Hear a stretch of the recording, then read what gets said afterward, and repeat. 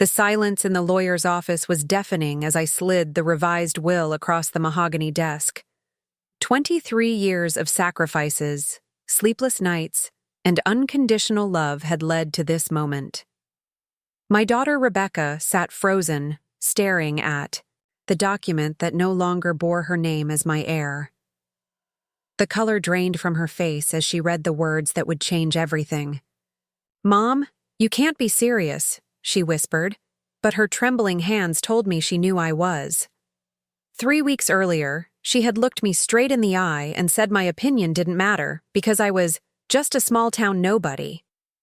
Now, as she realized what her words had cost her, I saw something I hadn't seen in years, genuine fear in her eyes. Before we jump back in, tell us where you're tuning in from, and if this story touches you, make sure you're subscribed, because tomorrow, I've saved something extra special for you. Before we dive into this powerful story of respect, consequences, and redemption, let us know in the comments where you're watching from and share a time when someone underestimated you. Don't forget to like, subscribe, and hit that notification bell for more inspiring stories that will change how you see family relationships forever.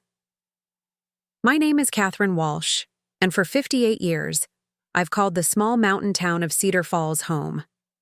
It's the kind of place where everybody knows your name, where the local diner still serves coffee in chipped ceramic mugs, and where handshake deals are more binding than legal contracts.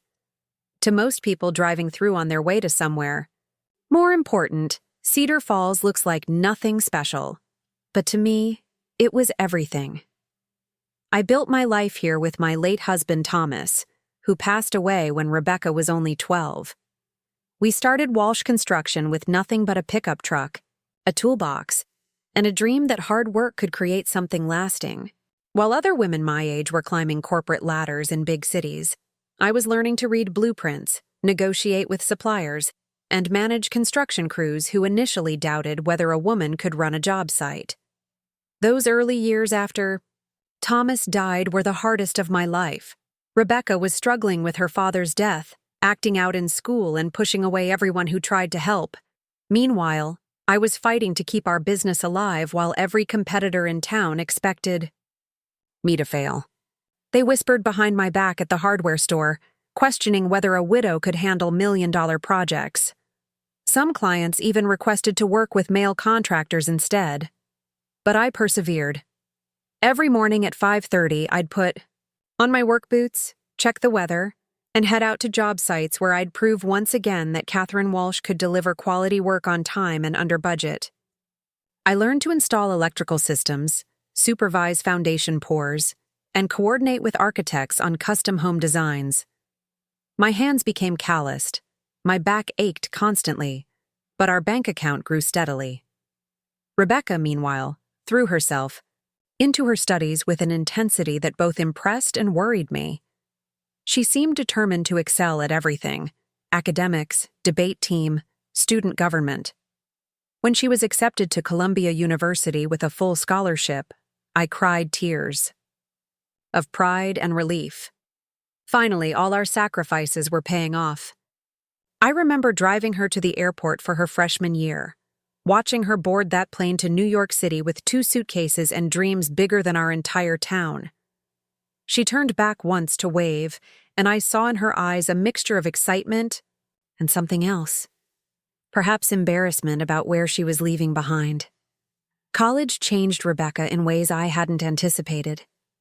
During her freshman year, our weekly phone calls were filled with stories about her roommate from Manhattan, professors who'd written famous books, and internship opportunities at prestigious firms. She spoke differently, using words and phrases I had to look up later. When she came home for Christmas break, she seemed like a stranger wearing my daughter's face. She critiqued everything about Cedar Falls: the outdated downtown, the lack of cultural venues, the narrow-minded locals who'd never traveled beyond state lines. When I took her to Murphy's Diner, our traditional mother-daughter breakfast spot, she wrinkled her nose at the vinyl booths and complained that they didn't have oat milk for her coffee. "Mom," she said, stirring sugar into her regular coffee, with obvious distaste, Don't you ever want to experience something more sophisticated? There's a whole world out there beyond construction and small-town gossip. I smiled and told her I was proud of her for exploring new places and ideas, but that Cedar Falls was my home, and always would be. She rolled her eyes, the same expression she'd worn as a moody teenager, except now it carried the weight of collegiate superiority. During her sophomore year, the calls became less frequent. When she did call, it was usually to ask for money. Textbooks were expensive, her laptop needed replacing, she wanted to join a sorority that required substantial dues. I sent every check without hesitation, working extra hours to ensure she had everything she needed. By junior year, Rebecca rarely came home for holidays. She spent Thanksgiving with her roommate's family in Connecticut and Christmas break volunteering for a nonprofit in Guatemala. While I admired her commitment to service, I couldn't help feeling like she was actively avoiding Cedar Falls and everything it represented. The summer between her junior and senior years, she reluctantly agreed to spend a few weeks at home before starting an internship at a law firm in Washington, D.C. I was thrilled to have her back, even temporarily. I'd renovated the guest bathroom, planted her favorite flowers in the garden, and planned special meals featuring dishes she'd loved as a child. But the daughter who came home was almost unrecognizable. She dressed exclusively in designer clothes I couldn't have afforded even during our best years. She name-dropped classmates whose parents were senators and CEOs. She spoke condescendingly about provincial thinking and the need to expand one's worldview beyond geographical limitations. One evening, I suggested we drive up to Sunset Point, a scenic overlook where we used to have picnics when she was little. Rebecca sighed heavily and said, "Mom, I'm not 12 anymore. Can't we do something intellectually stimulating instead?" Preparing and narrating this story took us a lot of time, so if you are enjoying it, subscribe to our channel. It means a lot to us. Now back to the story. I tried to connect with her new interests. I bought books she'd mentioned, researched current events she'd discussed, even attempted to understand the complex political theories she'd learned in her international relations courses. But every conversation felt like a test I was failing, with Rebecca serving as an increasingly impatient teacher. When she left for her internship that summer, I felt relief mixed with sadness. Living with my own daughter had become emotionally exhausting. I found myself walking on eggshells, afraid to express opinions she might deem unsophisticated or reveal my lack of knowledge about subjects she considered essential. After graduation, Rebecca moved to Boston to work at a prestigious law firm. She sent me professional headshots and articles about her cases, but our personal connections seemed to dissolve completely. When I called, she was always rushing to important meetings or networking events. When I visited, she introduced me to colleagues as my mother from Colorado, with a slight emphasis that made it sound like an apology. The real breaking point came during what would become our last normal conversation. I'd called to tell her about a major project Walsh Construction had just won, designing and building a new community center for Cedar Falls. It was the biggest contract in our company's history, something that would cement our reputation and provide stable work for dozens of local families. "That's nice, Mom," Rebecca said distractedly. I could hear her typing in the background.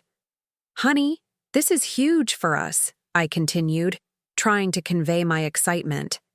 "The town council specifically requested our firm because of our reputation for quality and community involvement. They're even naming the main conference room after your father." "Mm-hmm," she replied, clearly not listening. "Rebecca, are you hearing me? This is important." She sighed audibly. "Mom, I'm in the middle of preparing for a federal case that could set legal precedent. Building a small-town community center isn't exactly front-page news." Her dismissive tone stung, but I pressed on. "I know your work is important, sweetheart. I just thought you might want to celebrate with me. This project means everything to our family legacy." "Our family legacy?" She laughed, a cold sound I'd never heard from her before. Mom, let's be realistic. You run a small construction company in a town nobody's ever heard of. That's not a legacy, that's just a job. The words hit me like a physical blow. For a moment, I couldn't speak. When I finally found my voice, it was barely a whisper. Rebecca, that job paid for your education. That job gave you the opportunities you have now. And I'm grateful for that, she said impatiently. But it doesn't change the fact that we come from different worlds now. I've moved beyond the limitations of where I grew up. That night, I sat in Thomas's old workshop, surrounded by tools he'd taught me to use and blueprints for projects that had shaped our community. I thought about the schools we'd helped build, the homes we'd constructed for young families, the civic buildings that bore our craftsmanship. For the first time, I wondered if Rebecca was right. Maybe I was just a small-town nobody whose opinions didn't matter in her sophisticated new world. But as I looked around at the evidence of 3 decades of honest work, something shifted inside me. This wasn't shame I was feeling, it was clarity. Rebecca had been so busy climbing social ladders that she'd forgotten the foundation that had lifted her up in the first place. The next morning, I called my lawyer and made an appointment to review my will. I'd always assumed Rebecca would inherit Walsh Construction and our family property, continuing a legacy that meant everything to me. But if she truly believed our work was insignificant and our town was beneath her notice, perhaps it was time to find heirs who would actually value what we'd built. I spent weeks researching local scholarship funds and community organizations that aligned with my values. I met with directors of programs that helped underprivileged kids pursue trade careers, foundations that supported women entrepreneurs in small communities, and environmental groups working to preserve the natural beauty that made places like Cedar Falls special. The more I learned about these organizations, the more excited I became about the possibility of my life's work continuing through people who understood its true value. Rebecca might see Cedar Falls as a limitation, but these groups saw small communities as the backbone of America, worthy of investment and protection. When I finally worked up the courage to call Rebecca and share my thoughts about the future of Walsh Construction, her response exceeded even my worst expectations. "Mom," she interrupted before I could finish explaining my ideas. "I've been meaning to talk to you about that. Brad and I have been discussing it." Brad was her fiancé, a fellow attorney whose family owned vacation homes in 3 states. "We think the best thing would be to sell the business and property as soon as possible. The real estate market in Colorado is booming, and frankly, neither of us has any interest in moving back to Cedar Falls." "Sell it?" I couldn't hide my shock. "Rebecca, this is our family legacy. Your father built this company with his bare hands." "Mom, be practical. It's just a small construction company. There are hundreds of them. But the land it sits on could be worth serious money to developers. We could use those funds to invest in something actually meaningful." Actually meaningful? My voice was rising despite my efforts to stay calm. "Rebecca, we've built half. The homes in this town. We've created jobs for entire families. We've contributed to this community for 30 years. And that's wonderful, Mom, really. But you have to understand that Brad and I are building something bigger. We're looking at investment opportunities that could impact thousands of people, not just one small town that's probably going to be irrelevant in another generation anyway." The casual cruelty of her words left me speechless. In her mind, 3 decades of blood, sweat, and tears amounted to nothing more than a real estate transaction. "What if I don't want to sell?" I asked quietly. She laughed again, that same cold sound that had haunted me since our last conversation. "Mom, honestly, your opinion doesn't really matter here. You're not getting any younger, and you don't understand modern business practices. Brad and I can handle the complicated stuff. You should just focus on enjoying your retirement." The phone slipped from my hand and clattered onto the kitchen table. In that moment, 23 years of sacrifice crystallized into perfect, painful clarity. every sleepless night I'd spent worrying about her future, every dollar I'd saved. For her education, every dream I'd deferred so she could chase hers. None of it mattered to the woman she'd become. But what hurt most wasn't her dismissal of my business acumen or her plans to sell our family legacy. It was the realization that she saw me as irrelevant, a relic from a world she'd outgrown. In her eyes, I wasn't a successful entrepreneur who'd built something from nothing. I was just an aging, small-town woman whose opinions didn't matter. That evening, I sat in my living room looking at family photos that now felt like artifacts from someone else's life. There was Rebecca at 5, helping me plant vegetables in our garden. Rebecca at 10, proudly wearing a hard hat during a construction site visit. Rebecca at 18, hugging me after her high school graduation speech where she'd thanked me for showing her that women could build anything they set their minds to. When had gratitude turned to embarrassment? When had pride become condescension? And more importantly, when had I allowed my own daughter to convince me that my life's work was worthless? The next morning, I drove to my lawyer's office with a revised will tucked in my purse and a newfound sense of purpose in my heart. If Rebecca truly believed my opinions didn't matter, she was about to learn exactly how much power those supposedly irrelevant opinions actually held. The weeks following that devastating phone call felt like living in a house where all the mirrors had been replaced with funhouse reflections. Everything I looked at seemed distorted by Rebecca's words. Your opinion doesn't really matter here. I'd wake up each morning, put on my work clothes, and drive to job sites where crews looked to me for decisions about million-dollar projects. Yet her voice echoed in my head, making me question every choice I made. At the Henderson's Custom home site, where we were installing hand-carved oak beams that would last generations, I found myself second-guessing design elements I'd confidently approved weeks earlier.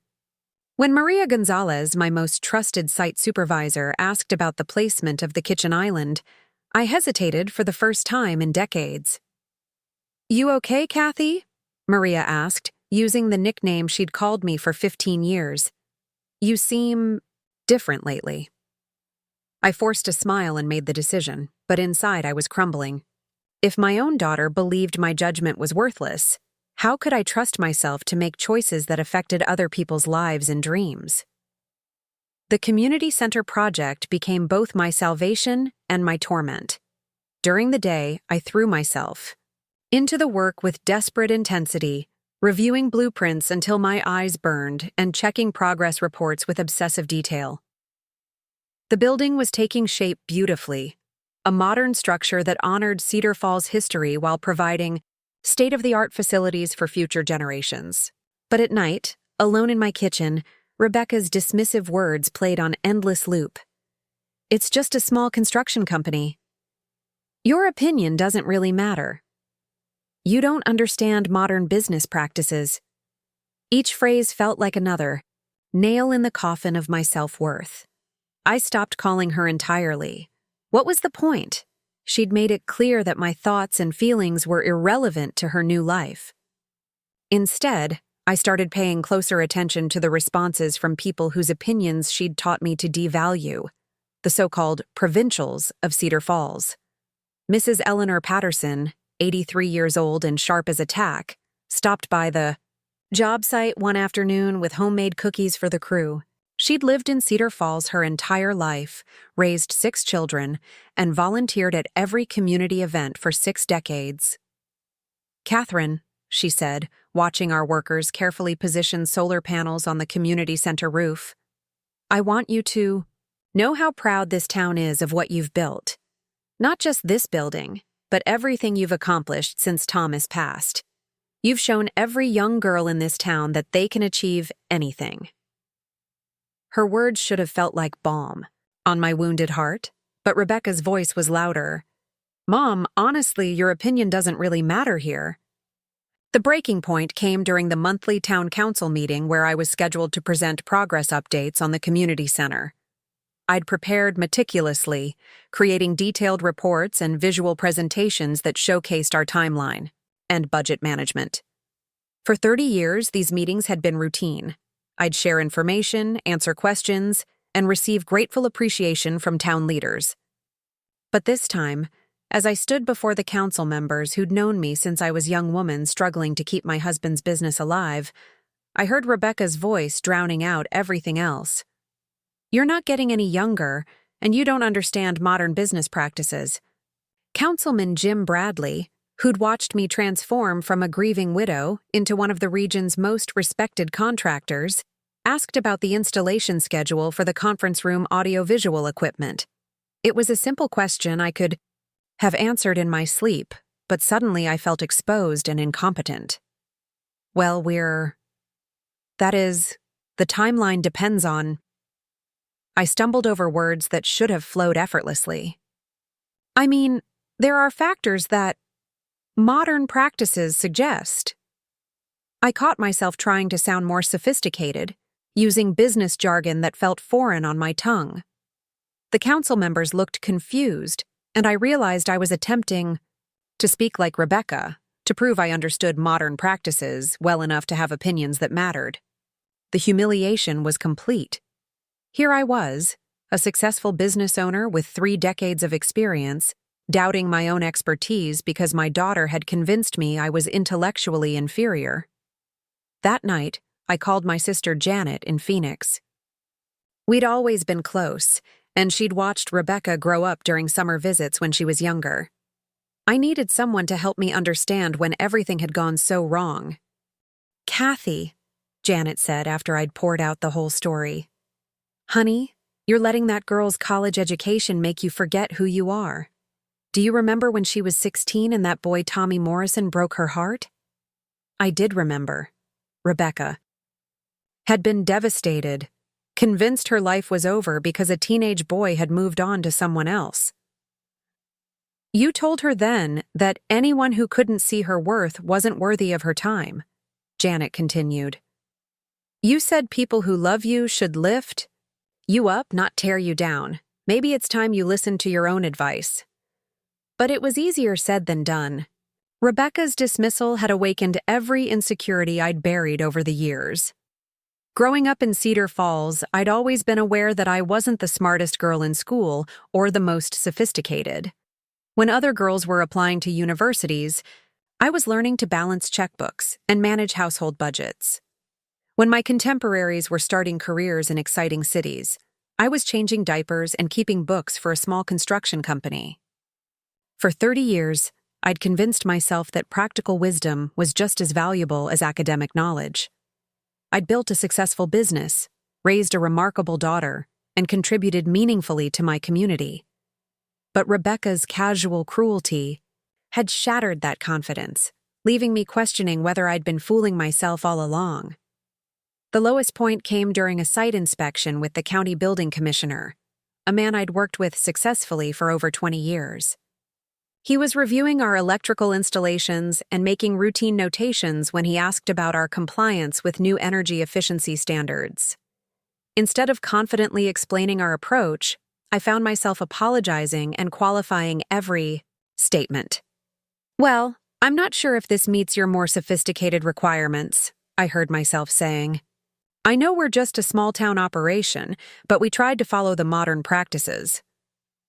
Commissioner Williams stopped writing and looked at me with genuine concern. "Kathy, what's gotten into you? Walsh Construction has always exceeded standards. You're one of the most knowledgeable contractors I work with. Why are you talking like you don't know what you're doing?" His question hit me like a slap. Why was I talking like I didn't know what I was doing? I did know. I'd spent 30 years learning, growing, and perfecting my craft. I'd earned the respect of every professional in the region through competence and integrity. Yet somehow, one conversation with my daughter had convinced me that none of it mattered. That evening, I sat in Thomas's workshop again, but this time I wasn't just reminiscing. I was taking inventory of what we'd actually accomplished. The filing cabinets full of satisfied customer letters, the photo albums documenting projects that had become beloved community landmarks, the business awards and safety certifications that proved our excellence wasn't just local recognition, It was measurable, objective validation of our quality. I pulled out a letter from the State Architectural Review Board, commending Walsh Construction for our restoration of the historic Cedar Falls courthouse. Another from the Regional Chamber of Commerce, recognizing our company as Small Business of the Year 3 times in the past decade. A thank you note from the family whose home we'd rebuilt after a devastating fire, telling us we'd given them hope when they thought they'd lost everything. These weren't the opinions of provincial small-town people, as Rebecca might characterize them. These were professional assessments from people who evaluated construction work across multiple states and counties. They confirmed what I'd known before my daughter's words poisoned my confidence. Walsh Construction wasn't just adequate, we were exceptional.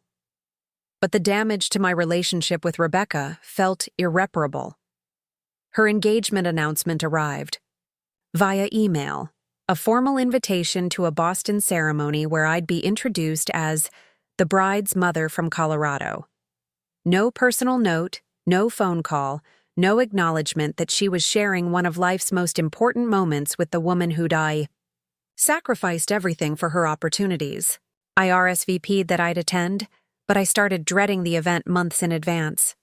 I could envision myself surrounded by Brad's sophisticated family and Rebecca's accomplished friends, all of whom would see exactly what she saw. A simple, small-town woman who didn't belong in their elevated world. The wedding planning conversations were torture. Rebecca would call with updates delivered in the same tone she might use to brief a client about legal proceedings. The venue was a historic mansion in Newport. The catering would be provided by a James Beard award-winning chef. The guest list included partners from both their law firms, college friends who'd gone on to impressive careers, and family members who summered in Martha's Vineyard. "I've arranged for you to stay at a hotel near the airport," she mentioned during one of these calls. "It'll be more convenient for your early flight back." The assumption that I'd want to leave immediately after the ceremony stung more than I expected. She wasn't just excluding me from the celebration, she was actively minimizing my presence, ensuring I'd have minimal interaction with the people who mattered in her new life. When I suggested hosting a small engagement party in Cedar Falls, so her childhood friends could celebrate with her, Rebecca's response was swift and final. "Mom, that's sweet, but our friends are all on the East Coast now. It doesn't make sense to ask people to travel to Colorado for something like that." The message was clear. Cedar Falls, and by extension everyone in it, wasn't worth the inconvenience. I started having dreams where I was lost in Rebecca's world, wandering through cocktail parties where everyone spoke in languages I didn't understand, wearing clothes that marked me as an outsider, desperately trying to find something familiar to hold on to. I'd wake up feeling hollow, like I was disappearing piece by piece. The final conversation that broke everything happened 3 weeks before the wedding. Rebecca called about some last-minute details, her voice crisp and businesslike as always. After discussing the rehearsal dinner schedule and transportation arrangements, I gathered my courage to ask a question that had been weighing on my heart. "Sweetheart," I said carefully, "I was hoping we could find some time during the weekend to talk, just the two of us. It feels like we've grown so far apart, and I miss having real conversations with my daughter." There was a pause that stretched, uncomfortably long. When Rebecca finally spoke, her tone was patient in the way you might address a confused elderly relative. "Mom, I need you to understand that this weekend is about Brad and me starting our life together. It's not really the time for heart-to-heart conversations about our relationship. Besides, we both know you don't really understand the world I live in now. It might be better if you just enjoy the celebration and don't try to turn it into something it's not." The dismissal was complete and devastating. I wasn't just being excluded from her new life, I was being told that my desire for connection was inappropriate and unwelcome. "I see," I managed to say, though my voice sounded strange to my own ears. "Well, I just want you to be happy." "I know you do, Mom. And the best way you can do that is by understanding that my life has moved beyond Cedar Falls. I love you, but we have to be realistic about who we are now." After she hung up, I sat in my kitchen staring at the phone for what felt like hours.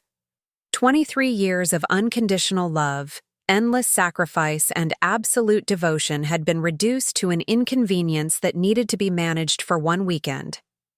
But in that devastating moment, something unexpected happened.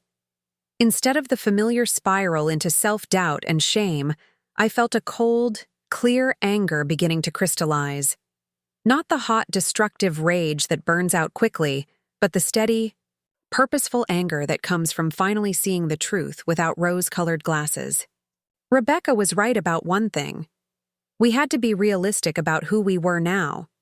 She was a young woman who'd been so thoroughly corrupted by snobbery that she couldn't recognize love when it was staring her in the face. And I was a successful business owner who'd allowed someone else's arrogance to make me forget my own worth. The next morning, I called my lawyer and scheduled an appointment to finalize the changes to my will. If Rebecca truly believed my opinions didn't matter, she was about to discover exactly how much power those supposedly worthless opinions actually held.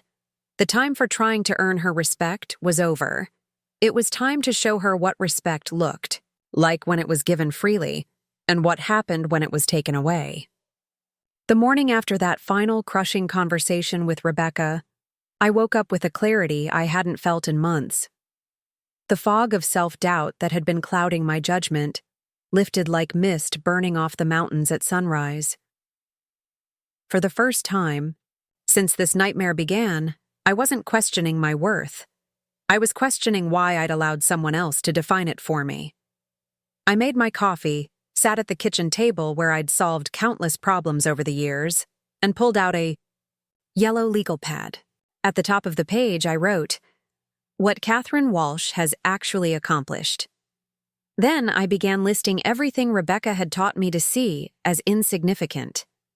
The list grew longer than I'd expected. Walsh Construction had built or renovated over 300 homes in the past 3 decades. We'd constructed 7 schools, 4 community buildings, 2 libraries, and countless commercial properties. We'd employed over 200 people during our peak years, many of whom had used the skills they learned with us to start their own successful businesses. But it wasn't just about the buildings. I'd served on the Cedar Falls School Board for 12 years, helping to modernize curriculum and secure funding for technology upgrades. I'd organized relief efforts for families affected by the devastating floods of 2019, coordinating volunteers and resources that helped rebuild an entire neighborhood. I'd mentored dozens of young women entering the construction industry, many of whom now ran their own companies across Colorado and beyond. As I wrote, I realized something profound. Rebecca had been so busy looking up at the glittering heights she wanted to reach that she'd never looked down to see the solid foundation I'd built beneath her feet. She saw my accomplishments as small, because she'd lost the ability to recognize that all greatness starts with someone willing to do the unglamorous work of building something meaningful from nothing. The phone rang, interrupting my thoughts. It was Maria Gonzalez, calling about a potential problem with the community center's grand opening timeline. "Kathy, I've been thinking about the final inspection schedule," she said. "If we push the ceremony back 2 weeks, we can install those upgraded accessibility features you suggested. It'll put us slightly over budget, but I think it's worth it." I paused, remembering how I'd been second-guessing every decision lately. But this time, Rebecca's voice wasn't drowning out my instincts. This time, I trusted the expertise I'd spent 3 decades developing. "Maria, you're absolutely right. Those features will serve our community for decades. Let's make it happen." After I hung up, I realized something significant had shifted. I was making decisions based on my knowledge and values again, not trying to anticipate what some imaginary sophisticated audience might think. Rebecca had tried to convince me that my judgment was worthless, but the evidence of my life suggested otherwise. I called my lawyer, Robert Martinez, and scheduled an appointment for that afternoon.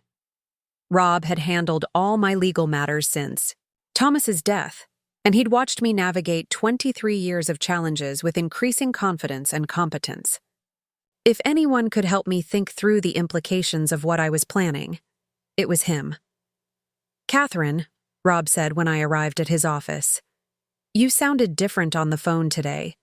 More like yourself than you have in months. What's changed?" I told him about the conversation with Rebecca, her dismissal of my opinions, and her plans to sell Walsh Construction the moment she inherited it. I explained how her words had made me question everything about myself until I finally realized the problem wasn't my judgment, it was hers. "So I want to change my will," I concluded. "Completely. Rebecca has made it clear that she doesn't value what I've built or respect the choices I've made. Why should I leave her something she considers worthless?" Rob leaned back in his chair, studying my face carefully. "Catherine, this is a major decision. Have you thought about the long-term implications? Wills can be changed, but family relationships are harder to repair." "Rob," I said firmly, "my daughter told me my opinion. Doesn't matter. She's planning to sell my life's work to fund investment opportunities she considers more meaningful. She's embarrassed by where she comes from and dismissive of everything I've accomplished. At what point do I stop enabling someone who clearly doesn't want to be my daughter anymore?" He nodded slowly. "Tell me what you're thinking." I pulled out the notes I'd made that morning. "I want to establish the Thomas and Catherine Walsh Foundation for Community Development. 75% of my estate will fund this foundation, which will provide grants for small-town infrastructure projects, scholarships for women entering skilled trades, and low-interest loans for local entrepreneurs."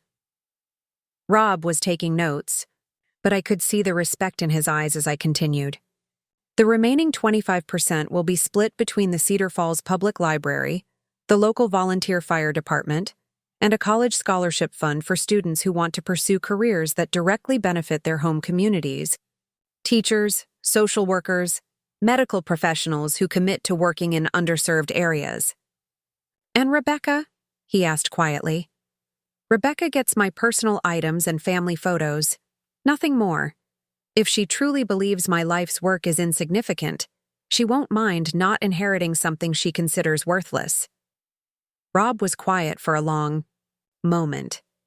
Then he said, "Catherine, I've watched you build something remarkable over the past 23 years. If this is what you want to do with that legacy, I'll help you make it happen."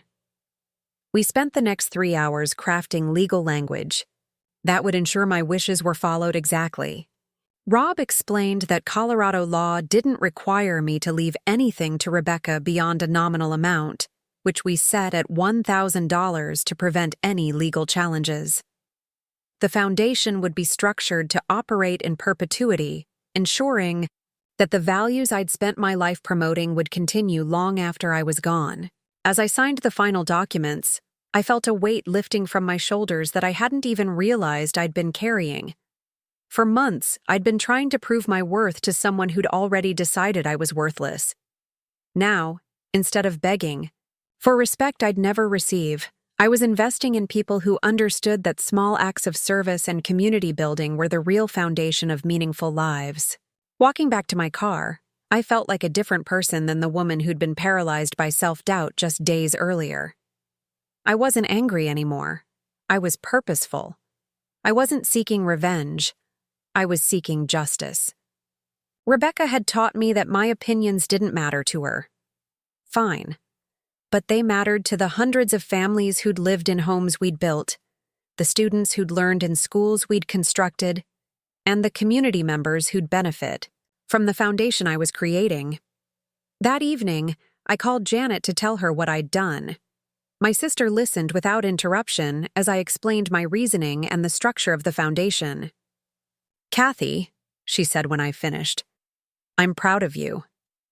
You've turned Rebecca's cruelty into something beautiful. But are you prepared for what happens when she finds out?" "I don't know," I admitted. "But I know I'm done living my life seeking approval from someone who's determined not to give it." The wedding was still 2 weeks away, and I had to decide whether to attend. Part of me wanted to boycott the whole event, to show Rebecca that her dismissive treatment had consequences. But a larger part of me recognized that this might be my last opportunity to see the daughter I'd raised before she disappeared completely into the person she'd chosen to become. I decided to go, but on my own terms. Instead of the modest, off-the-rack dress I'd originally planned to wear, I bought something that made me feel confident and elegant. Instead of staying at the airport hotel Rebecca had selected, I booked a room at a historic inn in downtown Newport, a place that reflected my appreciation for craftsmanship and tradition. Most importantly, I prepared myself emotionally for what the weekend would bring. I wasn't going to try to prove my sophistication or apologize for who I was. I was Catherine Walsh, successful business owner, community leader, and devoted mother who'd raised a brilliant daughter. If Rebecca's friends couldn't see those accomplishments as worthy of respect, that said more about them than it did about me. The flight to Boston was my first time traveling alone in years. As the plane lifted off from Denver, I watched the Colorado mountains shrink below me and felt a strange sense of liberation. I was leaving behind not just the physical landscape of my home, but the psychological landscape of constantly trying to measure up to standards that had been designed to exclude me. During the layover in Chicago, I struck up a conversation with an elderly gentleman who was traveling to his granddaughter's wedding in Vermont. He'd built a successful plumbing business in Wisconsin and was excited to celebrate with family members who'd scattered across the country pursuing various careers. "The thing is," he told me as we waited for our connecting flights, "success isn't about how far you go from home. It's about how much good you do wherever you are. My granddaughter's a doctor now, and I'm proud of her. But I'm just as proud of my grandson who took over the business and my granddaughter who became a teacher in our hometown. They're all making the world better in their own ways." His words resonated deeply. Rebecca had been so focused on geographical and social mobility that she'd lost sight of the difference between moving up and moving away from your values. When I arrived in Newport, the historic inn exceeded my expectations. Built in the 1800s, by local craftsmen, it had been carefully restored to honor its original character while incorporating modern amenities. The proprietor, a woman about my age named Sarah, had inherited the property from her family and spent 15 years bringing it back to life. "My children thought I was crazy to invest so much time and money in an old building," she told me, as she showed me to my room. "They wanted me to sell to developers who would tear it down and build condominiums. But some things are worth preserving, even if they're not profitable in the short term." I thought about Rebecca's plans to sell Walsh Construction to developers and realized I'd made the right choice in changing my will. Some legacies were too important to leave in the hands of people who couldn't see their value. The rehearsal dinner was everything I'd expected: elegant, sophisticated, and subtly unwelcoming to anyone who wasn't part of Rebecca and Brad's social circle. I was seated at a table with distant relatives and family friends, clearly the overflow section, for people who didn't fit neatly into the couple's new life. Brad's father, a prominent Boston attorney, gave a speech about family tradition and the importance of marrying within your social sphere. He talked about the values that Brad had been raised with and how Rebecca was a perfect addition to their family's legacy of professional achievement. I listened to his words and realized he was describing exactly the kind of thinking that had turned my daughter into someone who was ashamed of where she came from. In his world, value was measured by prestigious schools, impressive job titles, and social connections. Character, integrity, and contribution to community didn't factor into the equation. When Rebecca stood to thank everyone for celebrating with them, she spoke eloquently about her journey from humble beginnings to her current position at the law firm. The phrase humble beginnings stung because of how she said it, like a obstacle she'd overcome rather than a foundation she'd built upon. She thanked Brad's family for welcoming her colleagues for their support, and her friends for their loyalty. She thanked various mentors who'd helped shape her career. But when she mentioned me, it was perfunctory and distant. And of course, my mother, Catherine, who sacrificed so much to give me opportunities. The word sacrificed hung in the air like an apology for my existence. She wasn't acknowledging my strength or celebrating my accomplishments. She was explaining why she owed me something while making it clear that the debt had been paid in full. After the dinner, I walked alone through Newport's historic district, admiring the architecture and craftsmanship that had survived for centuries. These buildings had been created by people who understood that true legacy wasn't about individual glory. It was about creating something beautiful and useful that would serve future generations.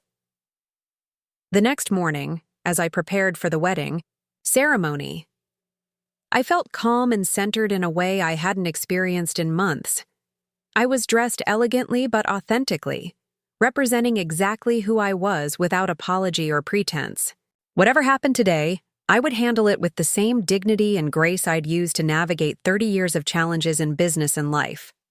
Looking in the mirror, I saw not the small-town nobody Rebecca had tried to convince me I was, but the accomplished woman I'd always been. Today would be the last day I'd allow anyone to make me forget that truth. The wedding ceremony was held in the manicured gardens of the Newport mansion, with Rebecca looking radiant in a designer gown that cost more than most people's cars. I sat in the third row, surrounded by strangers who politely ignored me, watching my daughter pledge her life to a man who embodied everything she'd chosen to value over family loyalty and authentic connection. As I observed the elaborate ritual, ice sculptures, a string quartet flown in from New York, centerpieces that cost more than I'd spent on Rebecca's entire high school graduation party, I felt a strange sense of peace. This wasn't my world, and I no longer felt any need to pretend it should be. Rebecca had found what she was looking for: status, sophistication, and social elevation. The fact that it required her to abandon everything that had shaped her into the person capable of achieving these things was apparently a price she was willing to pay. During the reception, I made polite conversation with other guests, but I could see them struggling to place me in their social hierarchy. When they learned I was the bride's mother from Colorado, their interest visibly diminished. They asked perfunctory questions about my work with the kind of strained politeness people use when they're trying to change the subject. One of Brad's law firm partners, a woman who introduced herself as having graduated from Harvard and Yale, asked what I did for a living. When I told her I owned a construction company, she actually laughed and said, "Oh, how practical." I imagine that's quite different from what Rebecca does now. Very different, I agreed. I build things that last for generations. Rebecca tears down what other people have built and calls it progress. The woman looked confused by my response, clearly expecting me to be embarrassed by the comparison rather than proud of it. She excused herself quickly, leaving me alone at the table with the distinct impression that she'd go tell her friends about the bride's strange mother, who didn't understand her place in the social order. I was finishing my dinner when Rebecca finally approached my table. She looked stunning but tense, like an actress playing a role that required constant vigilance to maintain. "Mom," she said, leaning down to speak quietly, "I wanted to thank you for coming. I know this isn't really your scene." "No," I replied calmly, "it isn't. But I wanted to see you get married, even if you've made it clear I don't really belong in your new life." She had the grace to look uncomfortable. "Mom, that's not... it's complicated. Brad's family has certain expectations, and I'm still learning to navigate all of this." "Rebecca," I said, meeting her eyes directly, "you've been learning to navigate away from me for 4 years now. At some point, you have to admit that you're not lost. You're choosing a different destination." Before she could respond, Brad appeared at her side, champagne glass in hand and that practiced smile he wore like expensive cologne.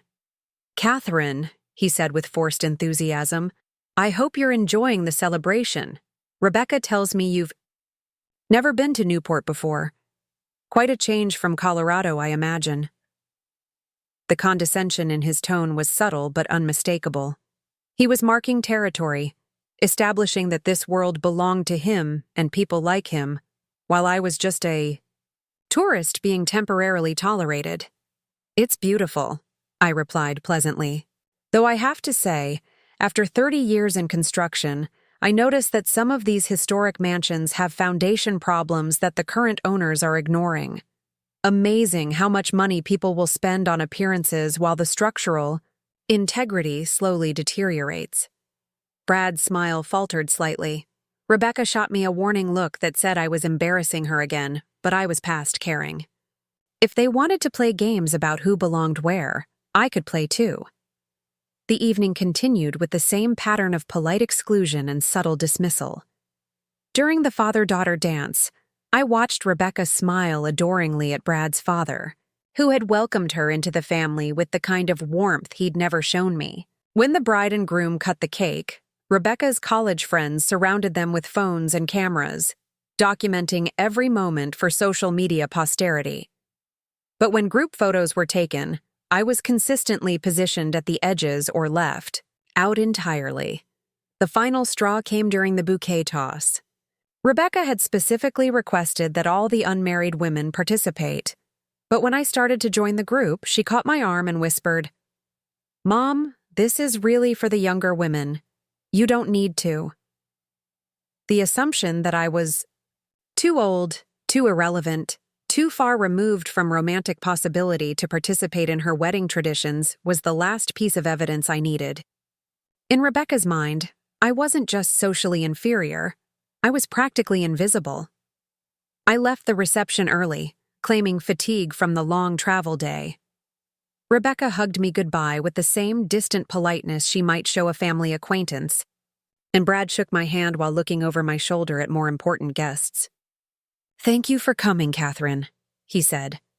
"I know how much it meant to Rebecca to have her family here." The phrase, "her family," stung because of what it excluded. I wasn't becoming part of their family. I was being acknowledged as a relic from Rebecca's past that would now be safely filed away and forgotten. Back at the historic inn, I sat by the window overlooking Newport Harbor and finally allowed myself to grieve. Not for the daughter I was losing, but for the daughter I thought I'd raised. Somewhere in the process of acquiring sophistication and status, Rebecca had lost the ability to recognize love when it was staring her in the face. She'd traded authentic relationships for social advancement, and the worst part was that she seemed genuinely happy with the exchange. The next morning, I flew back to Denver feeling lighter than I had in months. The wedding had confirmed everything I'd suspected about the woman Rebecca had become, but it had also reminded me of who I was. I wasn't the small-town nobody she saw when she looked at me. I was Catherine Walsh, and that was someone worth being proud of. 3 weeks later, I was in my office reviewing final details for the community center's grand opening when my phone rang. Rebecca's name appeared on the caller ID, and for a moment I considered letting it go to voicemail, but curiosity won out. "Hi, sweetheart," I said, falling back into old patterns despite everything. "Mom?" Rebecca's voice was tighter than usual. "Brad and I are back from our honeymoon, and we need to talk about some practical matters. We've been thinking about the future of Walsh Construction, and we have some ideas about how to maximize the property's value." There it was, the conversation I'd been dreading and anticipating in equal measure. Rebecca was ready to begin dismantling my life's work, confident that my opinions wouldn't matter in the decisions that would follow. "What kind of ideas?" I asked, though I already knew. "Well, we've done some research on commercial real estate values in your area. The land your business sits on could be worth significantly more if it were developed for retail or residential use. We're thinking we could sell to developers and invest the proceeds in something with better long-term growth potential." I listened.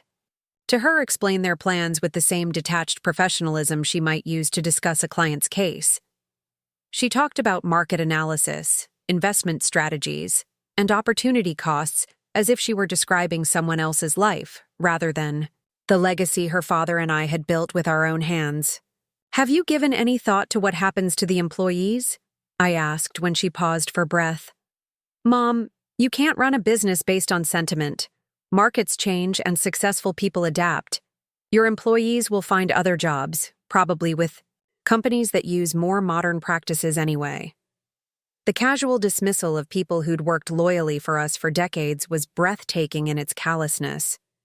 These weren't just employees to me. They were friends, neighbors, community members whose livelihoods were intertwined with Walsh Construction's success. "Rebecca," I said carefully, "what if I told you I had different plans for the business?" She laughed, the same cold sound that had haunted me for months. "Mom, we've been over this. You're not getting any younger, and frankly, you don't understand modern business practices well enough to make these kinds of strategic decisions. Brad and I can handle the complicated stuff." And there it was, the final definitive statement. That my opinions didn't matter. The moment I'd been building toward since that devastating conversation weeks ago. "I see," I said quietly. "Well, Rebecca, since you feel that way, I have something to tell you. I've changed my will." The silence on the other end of the line stretched so long I thought the call had dropped. "What do you mean?" she finally asked, her voice suddenly uncertain. "I mean that if you truly believe my opinions don't matter and my life's work is worthless, then you won't mind not inheriting something you consider insignificant." "Mom, you can't be serious." "I'm completely serious. 75% of my estate now goes to the Thomas and Catherine Walsh Foundation for Community Development. The remaining 25% goes to local organizations that understand the value of what we've built here. You'll receive my personal items and family photos, plus $1,000 to prevent any legal challenges." The sound Rebecca made was somewhere between a gasp and a shriek. "You can't do this. That money. That business. It's supposed to be mine." "Why?" I asked calmly. "You've spent years telling me it's worthless. You've made it clear that my judgment is flawed and my work is insignificant. Why would you want to inherit something from someone whose opinions don't matter?" "Because it's my inheritance," she shouted, her composure finally cracking. "I'm your daughter." "Yes, you are. You're my daughter who told me my opinion doesn't matter. You're my daughter who's ashamed of where you come from and embarrassed by what I've accomplished. You're my daughter who planned to sell my life's work to fund investment opportunities you consider more meaningful." I could hear her breathing heavily, probably struggling to process what was happening. "Mom, this is insane. You can't just give away millions of dollars because your feelings got hurt." "This isn't about hurt feelings, Rebecca. This is about values. I'm leaving my money to people who understand that building communities matters more than building portfolios. I'm investing in organizations that believe small-town wisdom is just as valuable as big-city sophistication. But I need that money." The mask of professional composure had completely slipped away, revealing something raw and desperate underneath. "Do you have any idea how expensive our life is? The mortgage on our condo, my student loans, the expectations we have to meet?" For the first time in our conversation, she sounded like the daughter I remembered, scared, overwhelmed, and looking to me for help. But it was 20 years too late for that kind of vulnerability. "Rebecca," I said gently, "you told me. You didn't need my opinions because you and Brad could handle the complicated stuff. Well, this is complicated. Handle it." "You can't do this," she repeated, but the fight was going out of her voice. "There has to be a way to fix this." "There is," I said. "You can start by remembering that the woman you've been dismissing for the past 4 years is the same woman who built the empire you thought you'd inherit. You can acknowledge that small-town values and practical wisdom have value. You can stop being ashamed of where you come from and start honoring the people who got you where you are. And if I do that, you'll change the will back?" The question revealed everything wrong with how she'd been thinking about our relationship. She still saw this as a negotiation, a problem to be solved with the right combination of words and actions. She didn't understand that respect couldn't be performed or purchased. It had to be genuine. "Rebecca, I can't change what's already been broken." but you can still choose what kind of person you want to be going forward. After I hung up, I sat in my office looking out at the construction site where the community center was nearing completion. In a few days, we'd hold the grand opening ceremony, celebrating another contribution to Cedar Falls' future. The building would serve families for generations, providing space for everything from children's programs to senior citizen activities. That evening, Maria Gonzalez stopped by to review final preparations for the opening ceremony. As we walked through the nearly completed building, admiring the craftsmanship and attention to detail that had become Walsh Construction's signature, she made an observation that struck me as profound. "You know, Kathy, buildings like this are why I love our work. We're not just putting up walls and roofs, we're creating spaces where life happens. Kids will learn to read in this library. Seniors will play cards in that game room. Families will celebrate birthdays in the main hall. Long after we're gone, people will be making memories in this building." Her words reminded me why I'd fallen in love with construction in the first place. It wasn't just about profit margins or business growth. It was about creating something lasting that would improve people's lives. Rebecca had lost sight of that truth in her pursuit of more prestigious forms of success. 3 days later, the community center's grand opening exceeded all my expectations. Nearly half the town showed up to tour the building and celebrate its completion. Local officials praised Walsh Construction's commitment to quality and community service. Children ran through the halls, already making the space their own. Elderly residents sat in the comfortable chairs we'd selected, talking about programs they wanted to see offered. Standing in the main conference room that bore Thomas's name, surrounded by people whose lives had been touched by our work over the years, I felt a profound sense of accomplishment. This was what mattered, not social status or professional prestige, but the tangible difference you made in the world around you. Rebecca had been right about one thing. I was just a small-town business owner, but she'd been wrong about what that meant. Small towns were where real life happened, where neighbors helped neighbors, where the work you did today directly improved the lives of people you'd see at the grocery store tomorrow. There was nothing small about that kind of impact. As the celebration wound down, I received a text message from Rebecca. "Can we talk?" I looked at my phone for a long moment, then put it away without responding. For the first time in 23 years, my daughter would have to wait for my attention. She'd taught me that my opinions didn't matter to her. Now she was about to learn exactly how much her opinions mattered to me. The foundation I'd created would ensure that Walsh Construction's values lived on long after I was gone. Young women would receive scholarships to enter skilled trades. Small communities would get funding for infrastructure improvements. Local entrepreneurs would access capital to build businesses that served their neighbors rather than abandoning them. Rebecca could keep the sophisticated life she'd chosen, but she'd have to build it with her own hands rather than standing on the foundation I'd created. Maybe someday she'd understand that the real inheritance I'd tried to give her wasn't money. It was the knowledge that a life well lived was measured not by how high you climbed, but by how many people you lifted up along the way.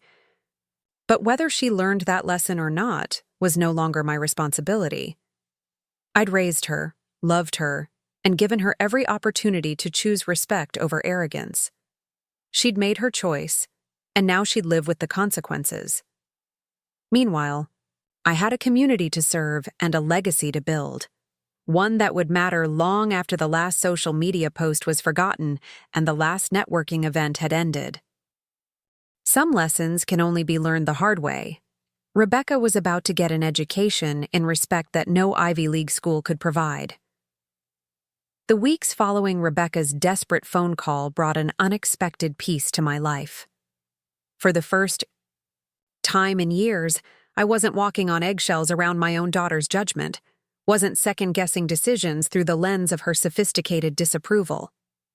The Thomas and Catherine Walsh Foundation was becoming real, with legal structures in place and initial funding secured.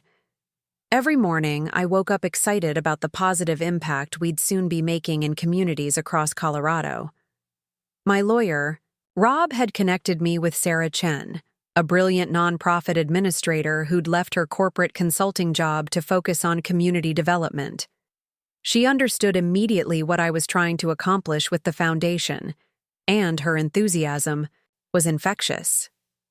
"Catherine," she said during our first strategy meeting, "this foundation could be transformational. There are hundreds of small communities struggling with infrastructure needs, young people leaving because they see no opportunities, and local businesses that could thrive with just a little capital investment. You're not just giving away money, you're investing in the fabric of American society." Her words reminded me why I'd made this choice. Rebecca had been so focused on escaping Cedar Falls that she'd never considered the value of improving it. She saw small towns as limitations to overcome rather than foundations to strengthen. We established 3 primary focus areas for the foundation. The infrastructure initiative would provide grants for critical community projects, updating water systems, improving roads, building community centers like the one we'd just completed. The Future Builders program would offer scholarships and training opportunities for young people pursuing careers that directly benefited their home communities. The local enterprise fund would provide low-interest loans and business mentoring for entrepreneurs committed to serving their neighbors rather than abandoning them. The foundation's mission statement became my daily inspiration: to honor the belief that strong communities are built by people who choose to stay, serve, and strengthen the places they call home. Every word was a direct rebuke to Rebecca's philosophy that success meant leaving your roots behind. As word spread about the foundation's formation, I began receiving calls from people across the region. A young woman in Durango who wanted to start a veterinary practice serving rural ranchers but couldn't get traditional funding. A former teacher in Alamosa who'd developed an innovative literacy program but needed resources to expand it to other small schools. A group of craftspeople in Gunnison who wanted to create a cooperative workshop that would preserve traditional skills while providing modern economic opportunities. Each conversation reinforced my conviction that I'd made the right choice. These were people who understood that meaningful work didn't require prestigious addresses or impressive job titles. They were building lives of purpose and service, and they deserved support from someone who recognized their value. Meanwhile, Rebecca's attempts to contact me became increasingly frequent and desperate. She left voicemails that progressed from angry demands to tearful pleas. She sent emails that alternated between legal threats and emotional manipulation. She even had Brad call, trying to use his lawyer's charm to convince me that I was making an irrational decision based on temporary hurt feelings. I didn't respond to any of them. For 23 years, I'd been available whenever Rebecca needed something, dropping everything to accommodate her schedule and priorities. Now she could experience what it felt like to need someone who had more important things to do. The community center's grand opening had generated significant local media coverage, and one article caught the attention of a reporter from Colorado Public Radio. She wanted to do a feature story about women entrepreneurs in rural communities, using Walsh Construction as a case study of successful small-town business development. During the interview, I found myself articulating thoughts I'd never fully expressed before. Success isn't about how far you travel from where you started, I told the reporter. It's about how much good you do wherever you end up. I've spent 30 years building things that will outlast me, employing people who needed work, and contributing to a community that gave me opportunities when I needed them most. That feels like success to me. The interviewer asked about challenges I'd faced as a woman in construction, and I shared stories about earning respect on job sites, managing crews who initially doubted my expertise, and balancing single motherhood with business ownership. But I also talked about the rewards, the satisfaction of seeing families move into homes we'd built, the pride of watching former employees start their own successful companies, the joy of contributing to community projects that would serve future generations. "What advice would you give to young women considering careers in skilled trades?" she asked. "I'd tell them that there's dignity and purpose in work that creates tangible value," I replied. In a world obsessed with virtual achievements and social media metrics, there's something deeply satisfying about building something real with your own hands. When you're 80 years old, you'll be able to drive through your community and point to structures that exist because of your skill and dedication. That's a legacy worth having. The radio story aired 3 weeks later, and the response was overwhelming. I received emails and letters from women across the country who'd been inspired by my journey. Some were considering career changes into construction and skilled trades. Others were single mothers looking for guidance on balancing entrepreneurship with parenting. Many were simply grateful to hear someone articulate the value of community-focused work in an era that seemed to celebrate only individual achievement and geographical mobility. One letter particularly moved me. It came from Jennifer Martinez, a 25-year-old woman in New Mexico whose father had been a carpenter before his death in an accident. She'd been working dead-end office jobs while dreaming of starting a carpentry business that would honor his memory, but everyone in her life told her she was being unrealistic. Your story gave me permission to stop apologizing for wanting to work with my hands, she wrote. I'm applying for a construction apprenticeship program next month, and for the first time, I feel proud of my choice instead of defensive about it. I immediately called Jennifer and spent an hour sharing practical advice about entering the construction industry, building client relationships, and managing the unique challenges women face in male-dominated trades. By the end of our conversation, she'd become the first recipient of a Future Builders Program scholarship, which would cover her apprenticeship costs and provide mentoring support throughout her training. That conversation crystallized something important for me. Rebecca had been so focused on what she saw as my limitations that she'd never recognized my potential to impact lives beyond our immediate family. The foundation wasn't just a way to preserve Walsh Construction's values. It was a platform for amplifying the kind of practical wisdom that Rebecca had taught me to doubt. The irony wasn't lost on me. While Rebecca pursued prestigious legal cases that might earn recognition in professional journals, I was quietly transforming lives through direct action and community investment. Her sophisticated education had taught her to analyze problems from theoretical perspectives, but my practical experience had taught me to solve them with concrete solutions. As autumn arrived in Cedar Falls, I began preparing for what would become the Foundation's first major initiative, a community infrastructure summit where small-town leaders could share challenges and collaborate on solutions. We invited mayors, city council members, school board officials, and business owners from across Colorado to participate in a 3-day conference focused on sustainable rural development. The planning process became an education in itself. Sarah Chen connected me with experts in water management, renewable energy, broadband infrastructure, and economic development. I learned about innovative approaches to rural healthcare delivery, creative solutions for attracting young families to small communities, and successful models for preserving Main Street businesses while encouraging appropriate growth. Rebecca called during the final week of summit preparation. I'd been expecting it, knowing that her attempts to reach me through intermediaries had failed and that desperation would eventually drive her to try a different approach. Mom. Her voice was smaller than I'd heard it in years. Please don't hang up. I need to see you. Why? I asked simply. Because I think I've made some terrible mistakes, and I don't know how to fix them. For the first time since this whole situation began, Rebecca sounded genuinely vulnerable rather than manipulative. But I'd learned to be cautious about her. Motivations. What kind of mistakes? Everything, she said, and I could hear tears in her voice.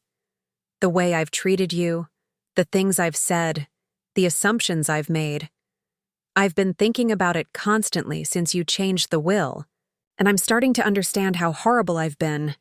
Understanding isn't the same as changing, I replied. I know. That's why I want to come home. I want to see what you've built with the foundation. I want to understand why you chose community development over leaving me the money. I want To learn who you really are, because I think I stopped seeing you clearly a long time ago. Her request surprised me.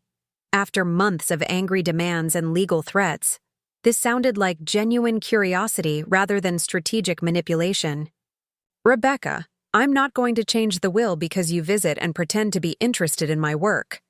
I'm not pretending, she said firmly. And I'm not asking you to change anything. I just want to understand the woman who raised me, because I think I forgot somewhere along the way. Something in her tone convinced me she was sincere, at least partially. The Infrastructure Summit is this weekend. If you want to see what the foundation is about, you can attend the public sessions. I'll be there, she said immediately. Thank you for giving me the chance. After hanging up, I wondered whether I was making a mistake. Rebecca had proven herself capable of impressive emotional manipulation when it served her purposes. But I also remembered the vulnerable young woman who'd called me from her college dorm room, homesick and overwhelmed during her first semester. Maybe some part of that person still existed beneath the sophisticated facade she'd constructed. The Infrastructure Summit exceeded all my expectations. Nearly 200 people attended, representing communities from across Colorado and neighboring states. The energy was infectious as mayors shared successful revitalization strategies, business owners discussed innovative approaches to rural entrepreneurship, and community leaders collaborated on solutions to shared challenges. During the opening session, I gave a keynote speech about the Foundation's mission and vision. Standing before an audience of people who understood that small-town values weren't limitations to overcome, but assets to leverage, I felt more confident and purposeful than I had in years. We're here because we believe that strong communities are the foundation of a strong society, I began. We're here because we know that innovation and excellence aren't limited to major metropolitan areas. We're here because we've chosen to build our lives around service to others rather than service to ourselves. The audience responded with genuine enthusiasm, and I could see in their faces the same recognition I'd been seeking from Rebecca.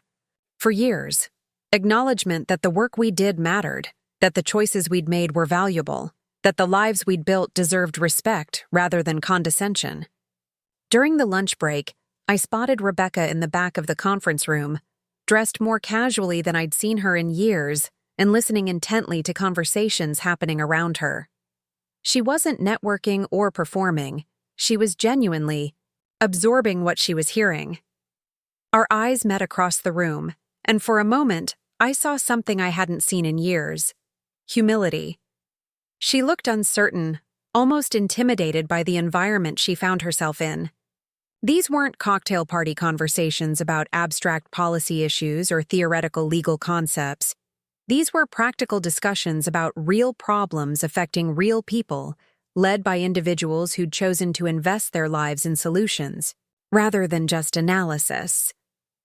After the afternoon sessions ended, Rebecca approached me carefully, like someone who wasn't sure of her welcome. "Mom," she said quietly, "could we talk privately?" I gestured toward a small conference room where we could have privacy. As we sat across from each other, I was struck by how different she looked. The polished confidence that had characterized all our recent interactions was gone, replaced by something more genuine and uncertain. "I owe you an apology," she began, "but I don't think there are words for how sorry I am about the things I've said and done." "Rebecca, I don't need apologies, I need understanding." "I think I'm starting to get that," she said. "Listening to the presentations today, seeing the respect people have for you, understanding the scope of what you're trying to accomplish with the foundation, it's made me realize how completely I misunderstood your life and work." She paused, gathering her thoughts carefully. I spent so much energy trying to prove I was sophisticated enough for my new world that I convinced myself sophistication meant rejecting where I came from. I thought success meant leaving Cedar Falls behind, when really it should have meant honoring what Cedar Falls taught me. Her words sounded genuine, but I'd been disappointed too many times to trust easily. "What changed your mind?" I asked. Honestly, losing the inheritance forced me to examine my motivations, she admitted. When I thought about why I was so angry about the will, I realized it wasn't just about the money. It was about losing something I'd never appreciated, but had always taken for granted: your respect and love. She was crying now, something I hadn't seen since she was a child. I treated you like you were embarrassing when you were actually the strongest person I knew. I dismissed your opinions when you were the wisest person in my life. I acted ashamed of where I came from when I should have been proud of what you built here. For the first time in our conversation, her words felt completely authentic. This wasn't manipulation or performance. It was genuine recognition of what she'd lost and why. Rebecca, I said gently, recognition is the first step, but it's not the last one. The question is what you're going to do with this understanding. I want to learn, she said simply. I want to understand the work you do, the values you live by, and the community you've spent your life serving. I want to remember who I was before I decided that person wasn't good enough. As I looked at my daughter, really looked at her, for the first time in years, I saw something I'd almost given up hope of seeing again. The young woman I'd raised, humbled by experience and ready to grow. The question was whether this transformation was genuine or just another sophisticated performance designed to achieve a desired outcome. Only time would tell, but for the first moment since this whole ordeal began, I felt a flicker of hope that my daughter might be finding her way back to herself. The months following the infrastructure summit marked a period of cautious rebuilding between Rebecca and me. She'd returned to Boston after our conversation, but something fundamental had shifted in our interactions. Instead of the perfunctory check-ins that had characterized our relationship for years, she began calling with genuine questions about the Foundation's work and my daily life in Cedar Falls. Her transformation wasn't immediate or dramatic. It was gradual, like watching a plant slowly turn toward sunlight after being kept in shadow. She started asking about specific Foundation projects, listening to my explanations without the impatient sighs that had become her signature response to anything involving small-town concerns. When I told her about Jennifer Martinez's successful completion of her carpentry apprenticeship, Rebecca asked follow-up questions about the mentoring program and scholarship structure. "Mom," she said during one of these calls, "I've been thinking about what you said about recognition being just the first step. I want to do more than just understand. I want to contribute somehow." Her offer surprised me, but I remained cautious. "What did you have in mind?" "I've been researching legal issues that affect small communities. Zoning regulations, environmental compliance, business licensing, that kind of thing. A lot of the challenges these communities face aren't just financial, they're bureaucratic. I could provide pro bono legal services through the Foundation." The idea had merit, but I needed to understand her motivations. "Rebecca, this isn't glamorous work. It's helping a small-town bakery navigate health department regulations or assisting a rural housing development with permit applications. It's not the kind of legal work that gets written up in professional journals." "I know," she said quietly. "Maybe that's exactly why I need to do it." We spent the next several weeks developing a legal aid component for the Foundation. Rebecca worked with Sarah Chen to create a framework for providing legal services to small communities and rural entrepreneurs. Her legal expertise, combined with her newfound understanding of community needs, resulted in a program that could genuinely transform how small businesses and local governments navigated regulatory challenges. The first test of her commitment came when the town of Silverton, population 637, faced a crisis with their water treatment facility. Environmental regulations required expensive upgrades that the town couldn't afford, and they were facing potential shutdown orders that would force residents to relocate.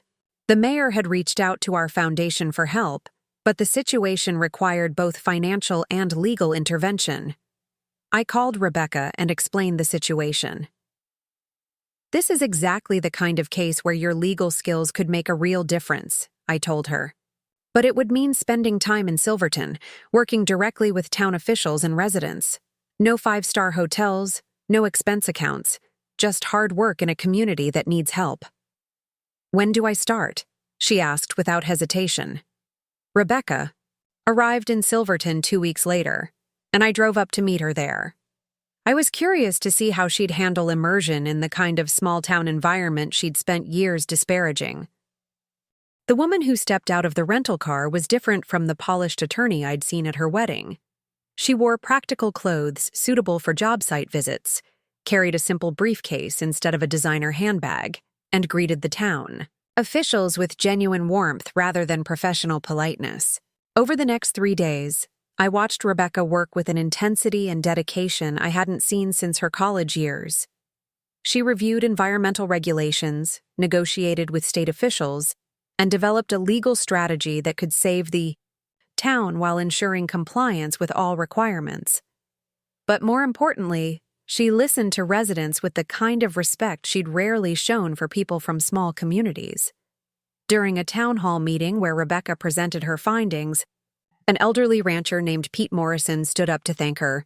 "Miss Walsh," he said, using the name she'd kept for professional purposes, "I want you to know that what you're doing here matters more than you might realize. My family's been in this valley for 4 generations. If we lose our water system, we lose everything. You're not just saving a town, you're saving our way of life." I watched Rebecca's face as Pete spoke and saw something I'd rarely witnessed in recent years: genuine emotion in response to someone else's gratitude. When the meeting ended, she stayed for another hour, answering questions and explaining legal concepts in terms that non-lawyers could understand. "How do you feel?" I asked as we drove back to Cedar Falls that evening. "Exhausted," she said, then smiled, "but also more satisfied than I've felt in years." "Do you know what Pete Morrison told me after the meeting?" He said his granddaughter wants to be a lawyer now because she saw that legal work could help communities instead of just making rich people richer. Her pride in that accomplishment was genuine and infectious.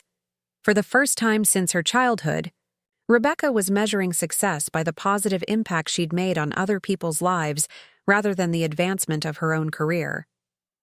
The Silverton Project became a model for the Foundation's legal aid program. Rebecca's work resulted in an innovative financing structure that allowed the town to upgrade their water system while maintaining affordability for residents. More importantly, it demonstrated that sophisticated legal expertise could be used to strengthen communities rather than exploit them.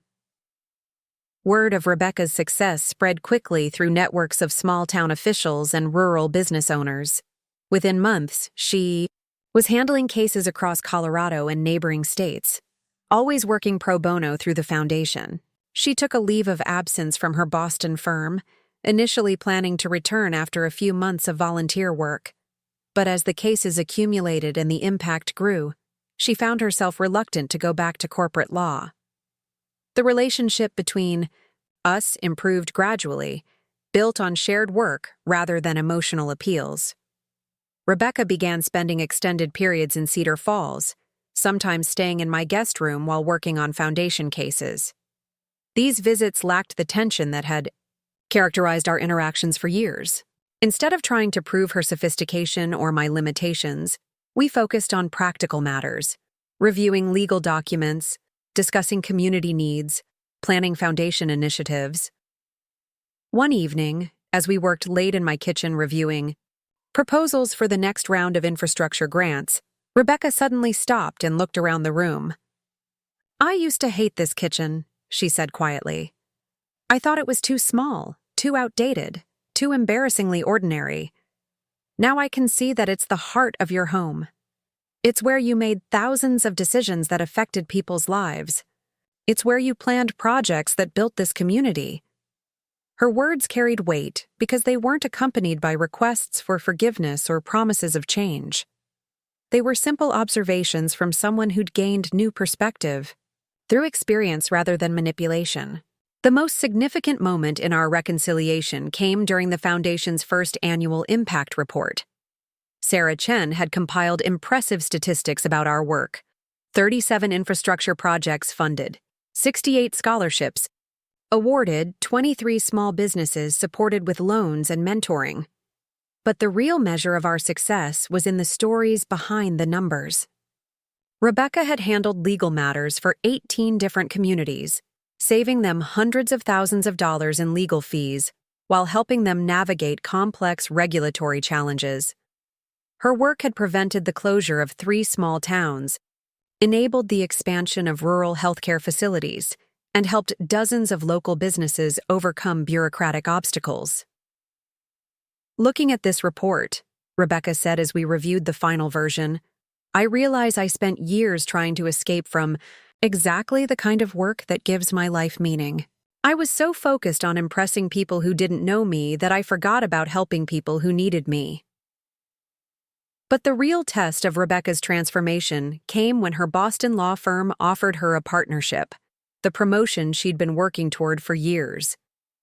The position came with a substantial salary increase, prestigious clients, and the kind of professional recognition she'd once craved above all else. She called to tell me about the offer, and I could hear the conflict in her voice.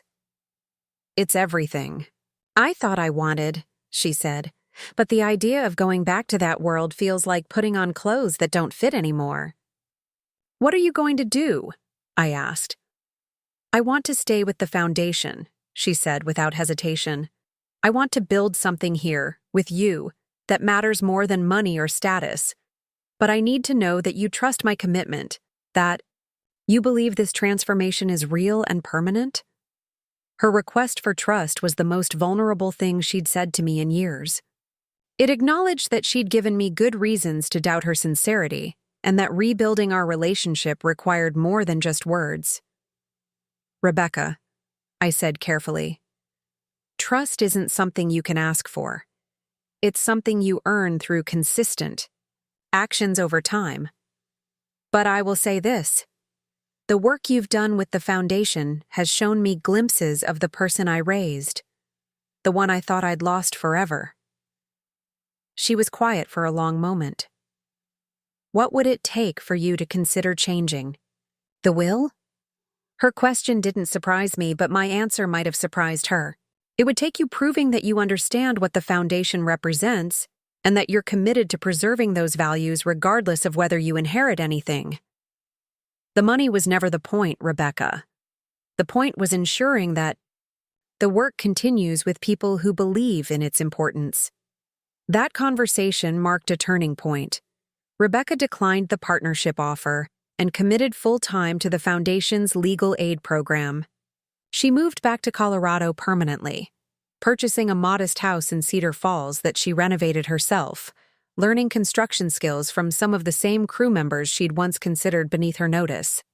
Watching my daughter swing a hammer alongside Maria Gonzalez, installing kitchen cabinets in her own home, I felt a satisfaction that had nothing to do with vindication and everything to do with witnessing authentic growth.